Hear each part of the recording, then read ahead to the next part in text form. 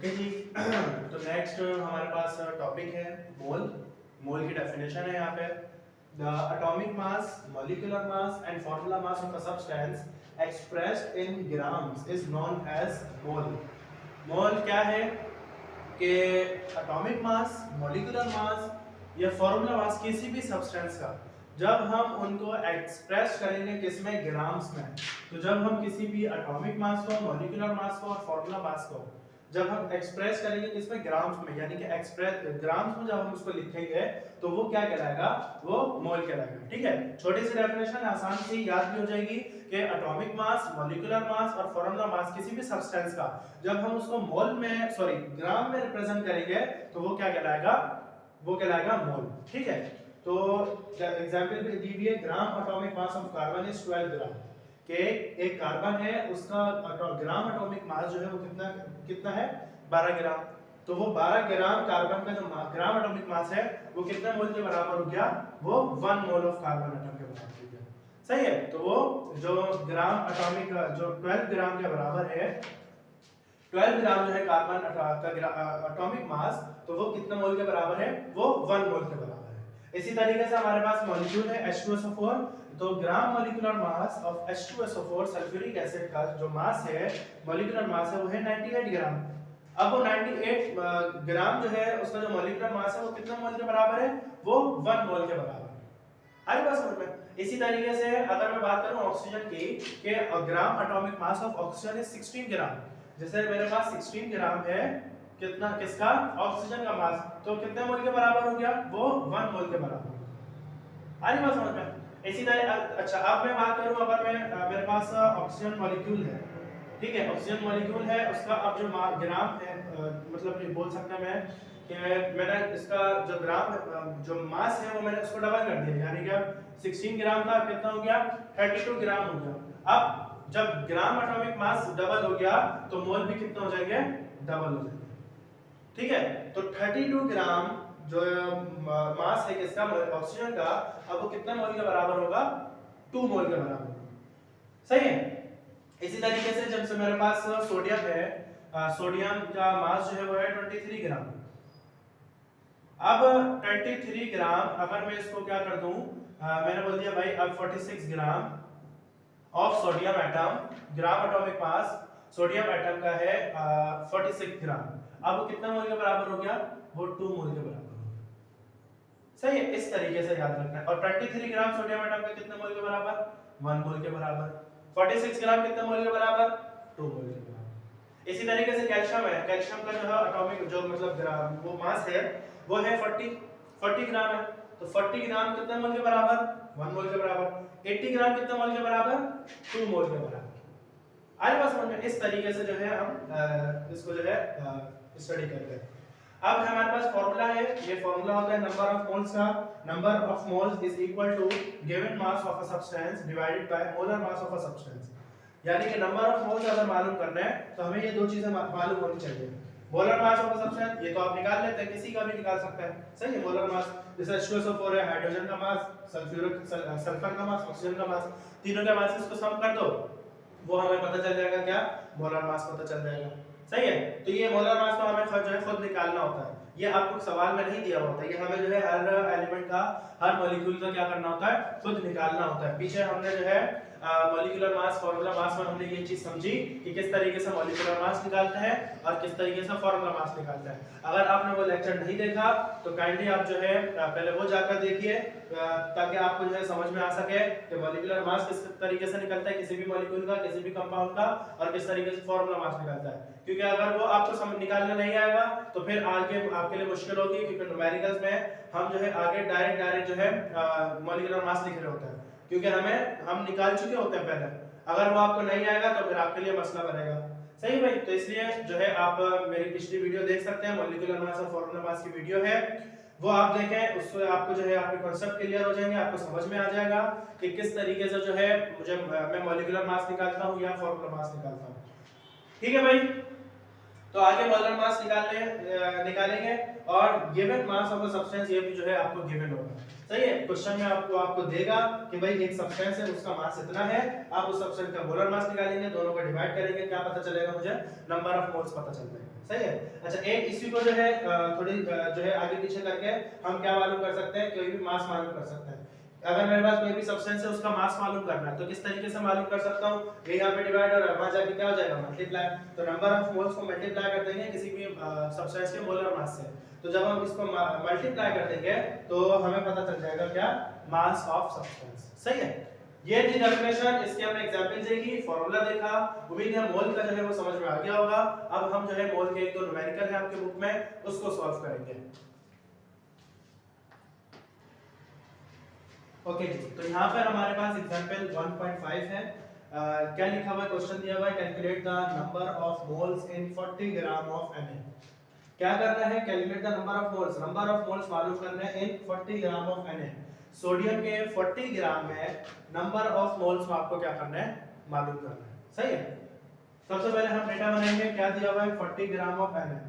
हमें जो है मास दिया हुआ है, मास ऑफ Na, सोडियम भी लिख सकते हैं, कितना दिया हुआ है 40 ग्राम।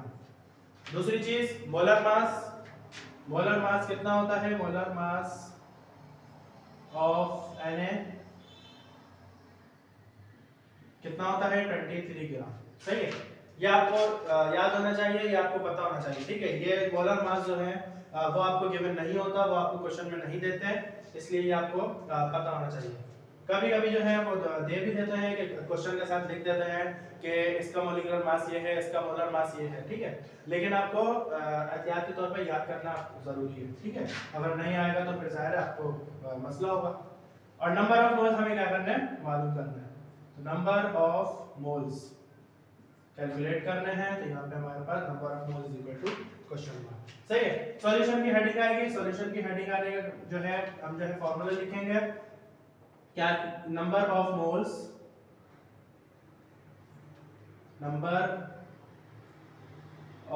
Moles is equal to given mass of a substance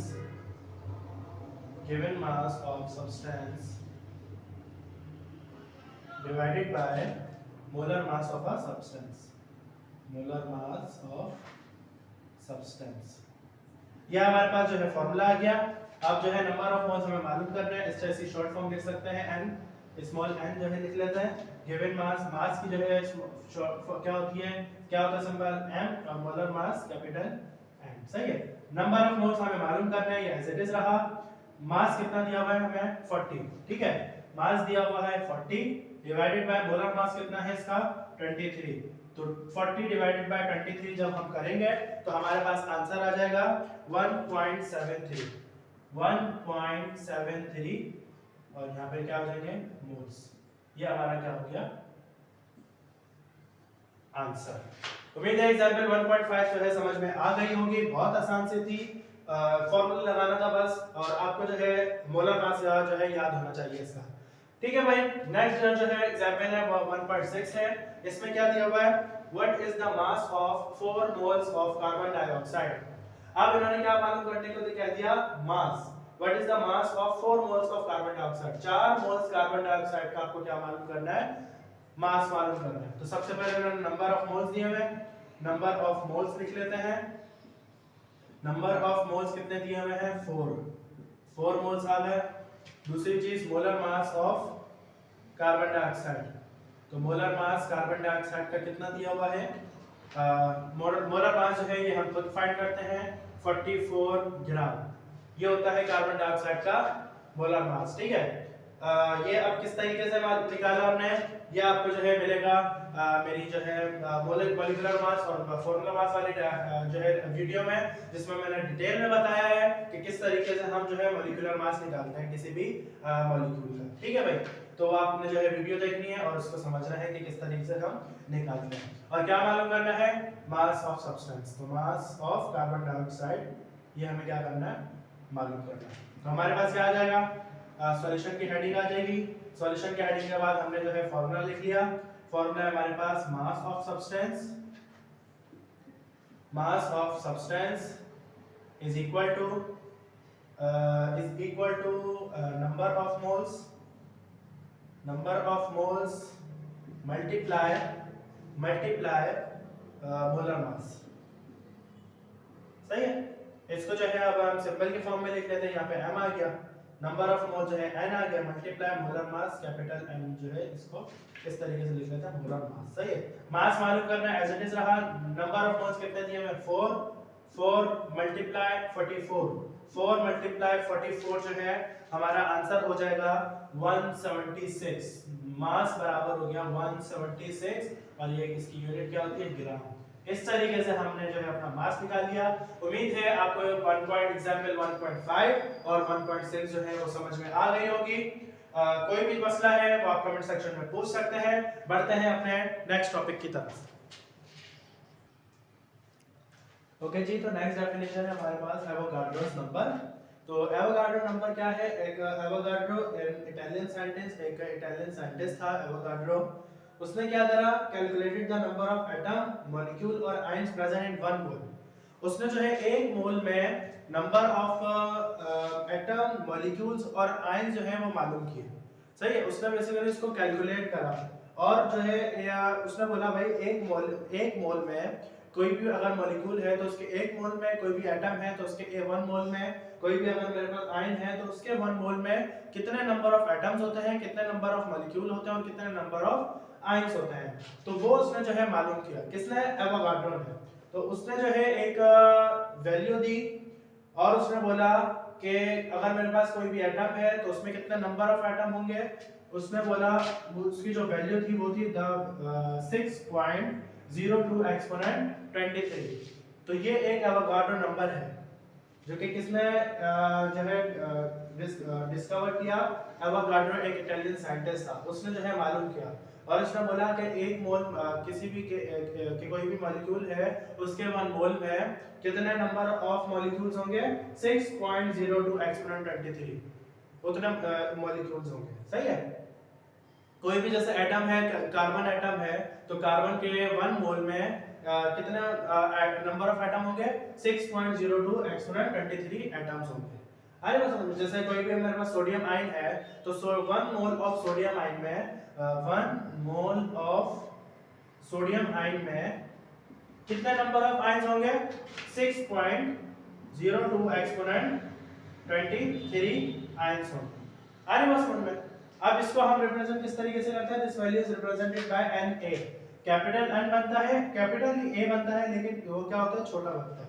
इसको हम इस तरीके से क्या करते हैं? रिप्रेजेंट करते हैं एवोगाड्रो नंबर को। And this is called as Avogadro number. और ये क्या कहलाता है? एवोगाड्रो नंबर कहलाता है। ठीक है, दोबारा बता रहा हूं कि कोई भी एटम है उसमें कितने नंबर ऑफ एटम्स हैं, कोई भी मॉलिक्यूल है उसमें कितने नंबर ऑफ मॉलिक्यूल्स हैं, कोई भी आयन है उसमें कितने नंबर ऑफ आयंस हैं। तो ये मालूम करने के लिए एवोगाड्रो ने एक फिक्स्ड वैल्यू दे दी 6.02 एक्सपोनेंट 23 और उसने बोला कि कोई भी एटम है तो उसमें 6.02 एक्सपोनेंट 23 एटम्स होंगे, कोई भी मॉलिक्यूल है तो उसमें 6.02 एक्सपोनेंट 23 मॉलिक्यूल्स होंगे, कोई भी आयन है उसमें 6.02 एक्सपोनेंट 23 मॉलिक्यूल्स आयंस होंगे। सही। जैसे एग्जांपल लीजिए 1 मोल ऑफ ऑक्सीजन बराबर है 32 ग्राम के। तो अब 1 मोल ऑफ 32 ग्राम में कितने मॉलिक्यूल्स होंगे? 6.02 एक्सपोनेंट 23। इसी तरीके से 1 मोल सल्फ्यूरिक एसिड जो है H2SO4 कितना उसका मास होता है? 98 ग्राम। 98 ग्राम सल्फ्यूरिक एसिड में कितने मॉलिक्यूल्स होंगे? 6.02 एक्सपोनेंट 23 मॉलिक्यूल्स होंगे। सही है। इसी तरीके से अब अगर मैं बात कर रहा हूं 2 मोल्स ऑक्सीजन में, 2 मोल्स ऑफ ऑक्सीजन में, 2 मोल ऑक्सीजन में कितना मास होगा? 64। तो अब हम इसको क्या कर देंगे? 2 से मल्टीप्लाई कर देंगे।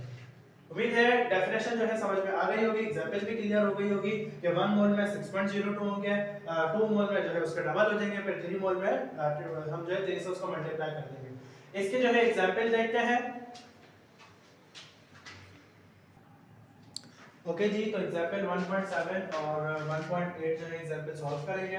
सबसे पहले देखते हैं एग्जांपल 1.7। क्वेश्चन लिखा हुआ यहाँ पे, calculate the number of atoms present in 9.2 gram of calcium. क्या मालूम करना है? नंबर ऑफ एटम्स मालूम करना है which is present in 9.2 gram of calcium. तो कैल्शियम एक एटम है उसका इन्होंने मास दिया हुआ है 9.2 ग्राम। 9.2 ग्राम कैल्शियम में कितने नंबर ऑफ एटम्स हैं वो आपको क्या करना है, मालूम करना है। ठीक है भाई, क्वेश्चन समझ में आ गया। आगे चलते हैं, डेटा बनाते हैं। तो डेटा में देखिए आप सबसे पहले क्या दिया हुआ है, एटॉमिक मास कैल्शियम का, ये हमें जो है पता है, ये हमने जो है याद किया हुआ है इसको, तो ये आपको भी पता होना चाहिए। तो एटॉमिक मास कैल्शियम का कितना है 40।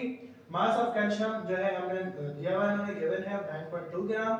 एवोगाड्रोस नंबर, इस नंबर ऑफ एटम्स मालूम करने के लिए, नंबर ऑफ मॉलिक्यूल्स मालूम करने के लिए हमेशा आपको नीड होगी किसकी, एवोगाड्रो नंबर की, क्योंकि वही नंबर है जिससे हम मालूम करते हैं, चाहे वो नंबर ऑफ एटम हो, चाहे वो नंबर ऑफ मॉलिक्यूल हो या नंबर ऑफ आयंस हो, तो हम मालूम ही एवोगाड्रो नंबर से करते हैं। ठीक है, तो वो आपको ये कांस्टेंट वैल्यू है, ये आपको याद होनी चाहिए। क्या है 6.02 एक्सपोनेंट 23। और मालूम क्या करना है, नंबर ऑफ एटम्स जो है हमें मालूम करना है। सबसे पहले सॉल्यूशन, डेटा यहां पे कंप्लीट हो गया, सॉल्यूशन स्टार्ट करते हैं। नंबर फार्मूला है हमारे पास, नंबर ऑफ एटम्स जो मालूम करना है इज इक्वल टू Na, यानी कि Avogadro number multiply mass divided by atomic mass. तो नंबर ऑफ एटम्स ये मालूम करना है, इसको एज इट इज लिख लेंगे, number of atoms is equal to Avogadro number कितना है 6.02 एक्सपोनेंट 23 मल्टीप्लाई मास कितना है हमें 9.2, तो 9.2 डिवाइडेड बाय एटॉमिक मास कितना है, एटॉमिक मास कितना है 40। जब हम इन दोनों को मल्टीप्लाई करेंगे, इसको इससे डिवाइड करेंगे, तो आंसर आएगा हमारे पास नंबर ऑफ एटम्स। कैलकुलेटर में आप इसको कीजिए और मुझे आंसर बताइए। मेरे पास आ रहा है 1.384 एक्सपोनेंट 23 एटम्स ऑफ कैल्शियम।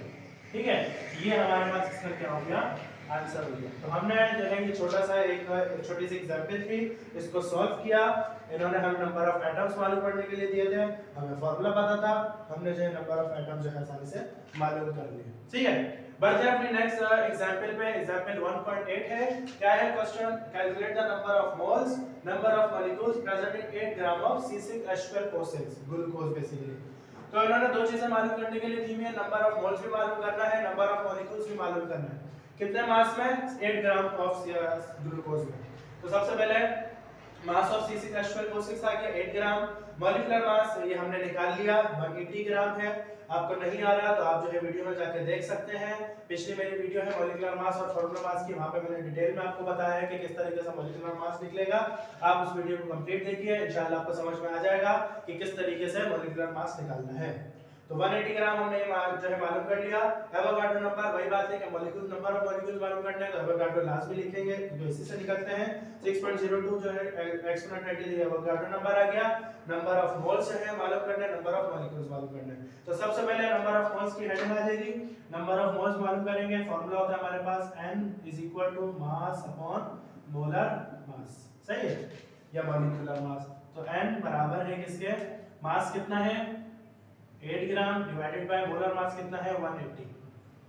क्या आंसर आ जाएगा, आंसर आ जाएगा हमारे पास 0.04 मोल्स। ये हमने निकाले नंबर ऑफ मोल्स, उसको हम थोड़ा सा जो है रब कर देते हैं। ये आप कॉपी कर लीजिए, मैं इसको जो है रब करने जा रहा हूं, या स्क्रीनशॉट आप ले सकते हैं, सही है भाई। तो इसको रब कर देते हैं।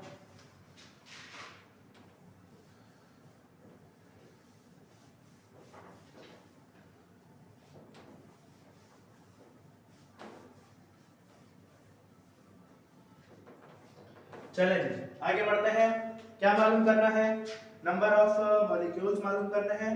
तो नंबर ऑफ मॉलिक्यूल्स मालूम करने का आसान तरीका क्या है, नंबर ऑफ मॉलिक्यूल्स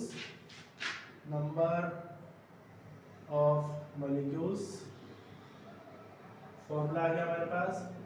अब यहाँ पे था हमारे पास मास अपॉन मोलर मास था, तो इसको हम जो है चेंज कर सकते हैं, लिख सकता हूँ मैं mass upon molar mass multiply था एवोगाड्रो नंबर, सही है, Na शॉर्ट फॉर्म में लिख रहा हूं मैं Na।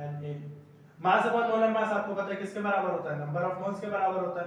तो number of moles multiply Na Avogadro number. Number of moles कितने निकाले हमने, यहां पे निकाले नंबर ऑफ मोल्स 0.04, यहां पे लिख दो 0.04 मल्टीप्लाई Na एवोगाड्रो नंबर कितना होता है 6.02 एक्सपोनेंट 23। दोनों का मल्टीप्लाई कीजिए, आंसर बताइए मुझे, आंसर क्या आ रहा है 2.40 एक्सपोनेंट 22 molecules of